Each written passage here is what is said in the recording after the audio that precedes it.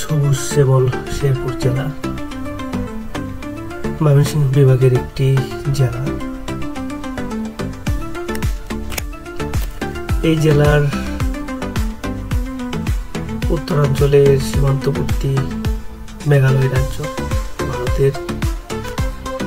ভারতের মেঘালয় রাজ্য এবং বাংলাদেশের শেরপুরের সীমান্তবর্তী অঞ্চল ঝিনাইগাতি, শ্রীমূর্তি এবং নালিতাবাড়ির বিশাল একটি পাহাড়ি এলাকা। এটিকে গারো পাহাড় বলা হয়। যে দেখতে পাচ্ছেন গারো পাহাড়ের এই পাহাড়ের ওই পাশটাই মেঘালয় রাজ্য। বিস্তীর্ণ সবুজ এই পাহাড় বাংলাদেশের প্রাকৃতিক রূপ সৌন্দর্যের এক অপরূপ লীলাভূমি। এখানে গড়ে উঠেছে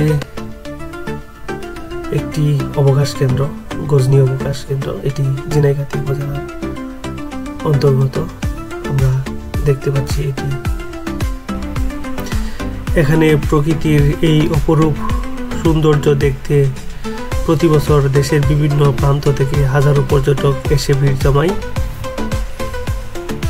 বিস্তীর্ণ এই সবুজ পাহাড়, এক পাশে ভারত, আরেক পাশে বাংলাদেশ। মাঝখান দিয়ে বয়ে গেছে একটি ছোট নদী দেখতে পাচ্ছি।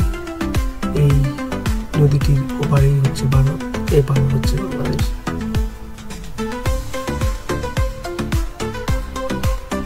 পাহাড়ি এই অঞ্চল উপর থেকে দেখলে মনে হয় যে এটি আমাজন জঙ্গলের মতো অবস্থা।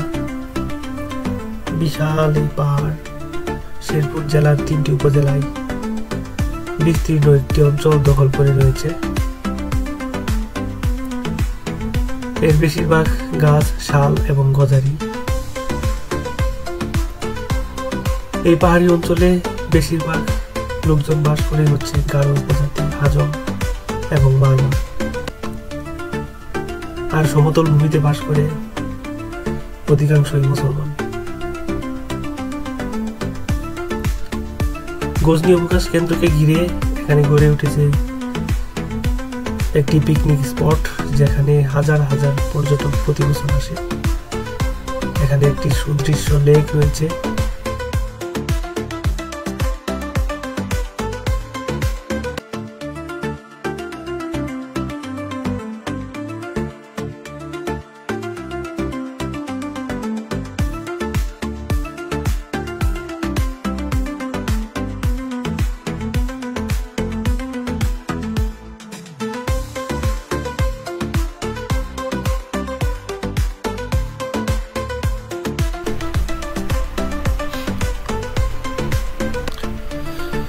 বিভিন্ন খেলাধুলার পাশাপাশি এই গজনী অবকাশ কেন্দ্রে রয়েছে বিশাল একটি লেক, যে লেকে বোট নিয়ে আপনারা ঘুরতে পারেন নির্বিঘ্নে।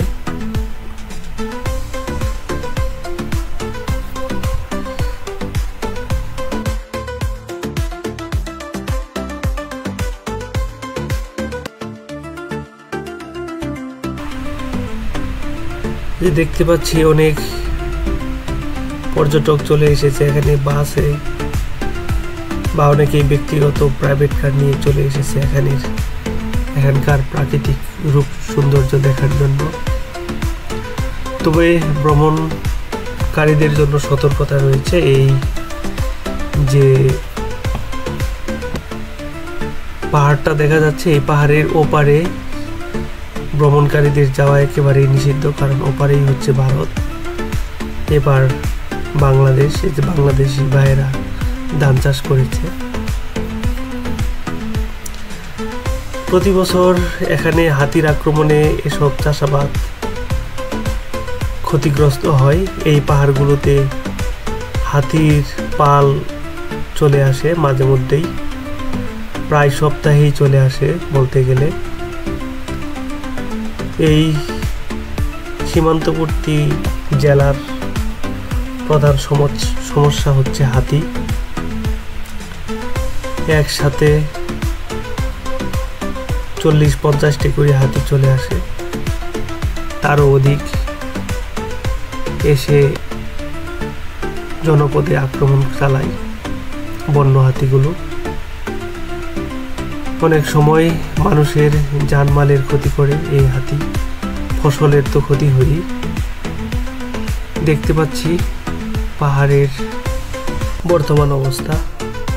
ভিডিওটি ভালো লাগলে অবশ্যই লাইক, কমেন্টস এবং শেয়ার করবেন, আর ইউটিউবে সাবস্ক্রাইব করবেন। সবাইকে ধন্যবাদ। আল্লাহ হাফেজ।